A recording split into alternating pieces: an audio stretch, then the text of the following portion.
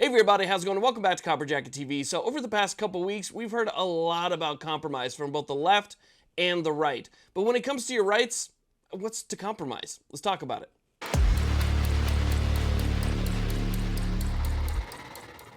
Now, before we get started, a quick shout out to the sponsor of this channel, which is the USCCA. With your USCCA membership, you get things like a reciprocity map, great magazine, online education and training, and also as part of your membership, you get self-defense liability insurance, which in my mind is absolutely priceless. So if you want to support this channel and you want to do something great for yourself, check out USCCA down below.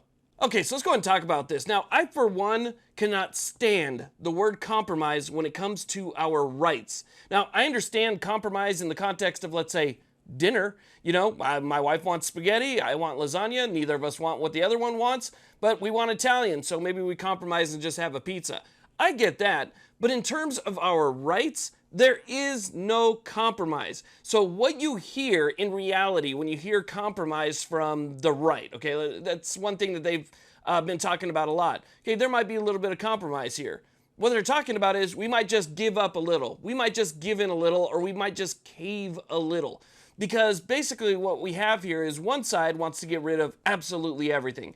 The other side is trying to maybe hold on to it a little bit, but they don't really have a spine or that much of a backbone, so they're just going to give in a little bit so that, you know, maybe the push for taking it all isn't going to be as bad. It's you know, what they call a compromise. It's not a compromise, it's a loss of rights.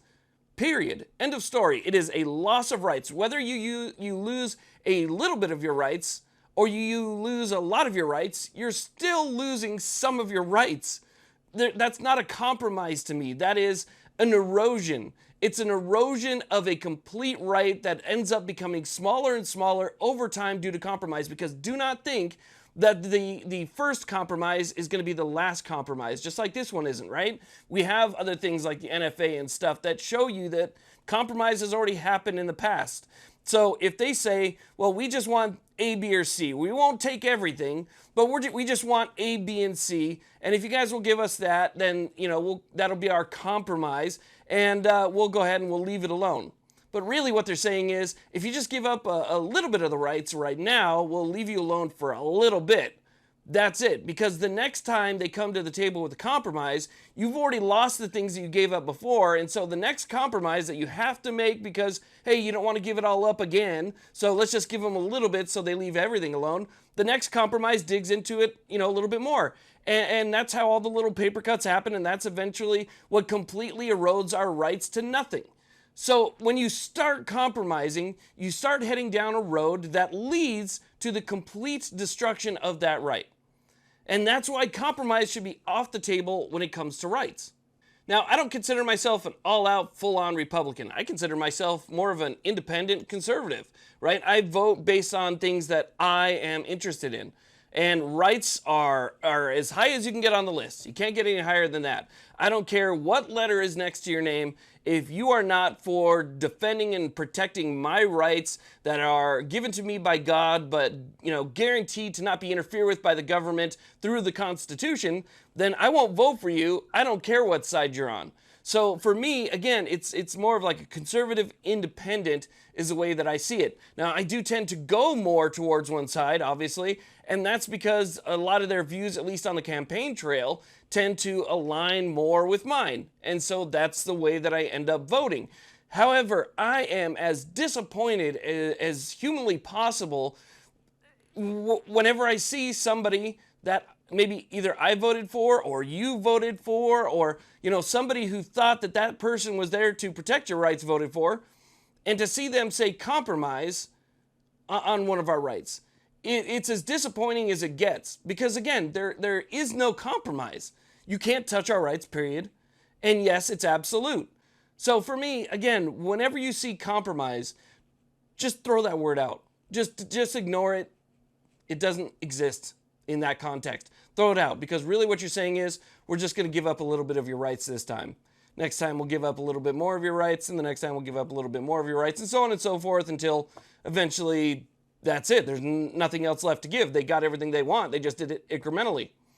So, you know, it really bothers me. You know, it bothers me to see this slow erosion of our rights, and to see it happen willingly. I think that's what bothers me the most, is that it's not something where there was this big pushback and a fight to retain our rights and people standing up for us and you're not going to do this to the American people.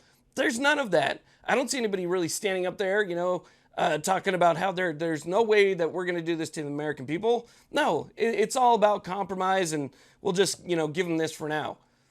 And I think when it comes to, the midterms, that should be something you keep in mind. If there's another candidate out there that seems like maybe he or she believes in the Constitution more or has a more fundamental approach to the Constitution, that's maybe who should replace him. Because, again, I don't want to see compromise. I want no compromise. It's the same in my organizations that I support. If I see an organization, we all know who you are, that three-letter organization that shall not be mentioned, if you see compromise in an organization that you support, don't support it. There shouldn't be compromise in that type of organization protecting your rights. If they're willing to compromise, then the people that they're lobbying are going to compromise, and that's the end of that. We need no compromise across the board. And so that's my rant. And I'm sorry that this one kind of got me heated, but I'm sick and tired of seeing the erosion. It happened to me in California. When I lived in California, half of the stuff didn't even exist when I started in California, right? When I started, practicing my rights. And it was a lot more free than it was today.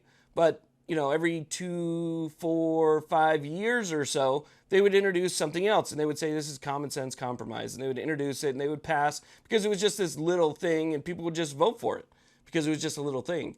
But what they didn't realize is now, after time, you can't even go in California with anything. I mean, it's so hard to manage your rights in California these days that I don't even venture back into the state anymore. So that's what happened over time. And that's what will happen over time if we continue to compromise. So anyway, I want to thank you all very much for watching. I really do appreciate it. Please like, subscribe, no compromise. Have a great day.